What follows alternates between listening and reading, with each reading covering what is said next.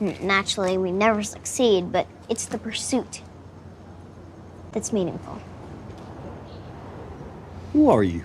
Lately, I'm getting fond of Leonardo DiCaprio's performances. I mean, yeah, not very unique thing to say, but lately, it's not something I've always been a fan of, but since I watched Don't Look Up recently and enjoyed his evergreen hilarious performance once again in a new way, I felt like doing a take on him, talking about some of his great performances. President of the United States is fucking lying! There's not really any big doubt how he is a very unique and popular actor, so I'm sure there is nothing new I can say by elaborating his humanistic portrayal of a mentally ill young boy in What's Eating Gilbert's Grape to a tyrant racist screaming and scaring the hell out of everybody in Django Unchained, but I sure can share my experience through his performance and how DiCaprio is one of the fewest hugely popular people I really admire. It's beautiful! If you get the beautiful girls there, it's wonderful. Alright, get the fuck off my boat. Starting his career as a lead role from a 1993 film called The Boy's Life about a migrant mother who is going to save her children from their abusive father, he performed in What's Eating Gilbert's Grape that same year, which is till date considered to be one of his best performances, if not the best. What's Eating Gilbert's Grape is about Gilbert who is stuck between his mother and mentally challenged brother while he is in love with a girl. Here in the role of his mentally challenged brother, Leo DiCaprio gave a performance that I think you sure can separate from all his performances ever. I mean, just check a scene. You're hiding, huh? I know that. Pick up. Mama, wake up. It's not the same DiCaprio where he is always playing a winner if in one way or another. A cool person, hugely crowd-pleasing with an extraordinary talent of freaking out. Here it is sublime, with pure artistry that sinks the audience in, make them feel bad for the character and fall in love with the character. A year later in 1995, he performed in 3 movies, The Basketball Diaries, The Quick and the Dead and Total Eclipse. Where in the 3 films, The Basketball Diaries is much popular, but this is yet not the time he is famous enough. It's just next year when he works in Romeo plus Juliet that brings people's attention on seeing him as a romantic hero, with a great portrayal of such a unique character created by famous William Shakespeare. But then the next year he played Jack in Titanic that changed everything. Titanic is a movie about the love story between Jack and Rose where both of them went through the social oppression to the tragedy of shipwreck solely with the power of love. This is the kind of character that introduced DiCaprio the way he is to the majority of people. A cool man, unafraid of everything, almost heroic without a superpower, and at the same time altogether gets scared. Like all the things he does in a movie, memorable stuff. Don't you do that. Don't you say your goodbyes. Not yet. Do you understand me?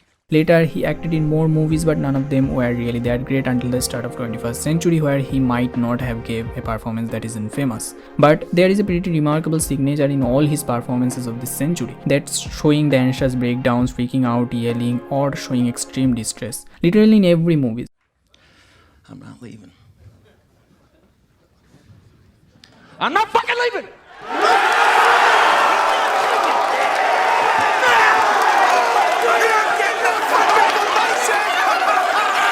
The show goes on! Not only these freaking outs create a great atmosphere to make him even more likable, but make them appreciate him too. Because naturally for the normal audience, freaking out is indeed the best way to show acting, or in other words, yelling and screaming is the highest possible acting, but it must be believable. I mean, like anyone can yell. So the question is it believable? I guess yes. But is that realistic? Maybe not. At least not in my view. But it's not about that. The characters he portrays are always over the top, and it's not something so easy to do. That's what I find great about Leo DiCaprio's performances.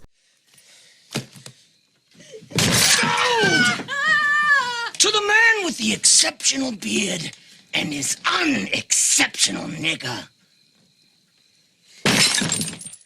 It's that he introduces us to completely new people that we might have been in our lives rather deep inside but never showed it on the outside. The Revenant is the only movie where he won an Oscar for, and it's probably not his best performance, but it sure is one of the unique ones. In here, he didn't spend a lot of words. To be more clear, there are not many dialogues written for this character. He had to show it through body language, maybe in The Wolf of Wall Street only otherwise.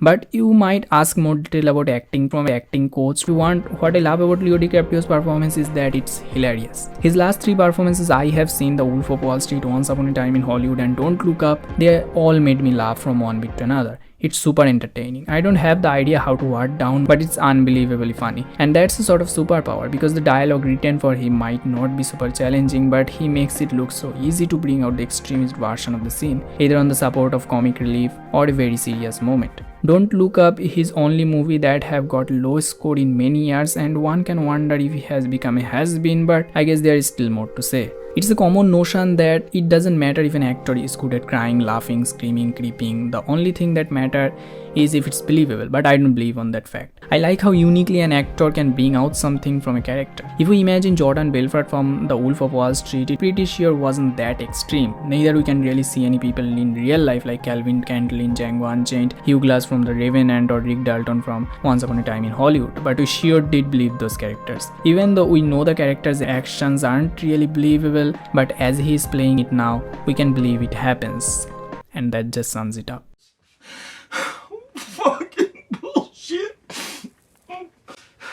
You're a fucking miserable drunk. You fucking remembering your fucking lines. I practiced them and now I don't look like I goddamn practiced them. You're sitting there like a fucking baboon.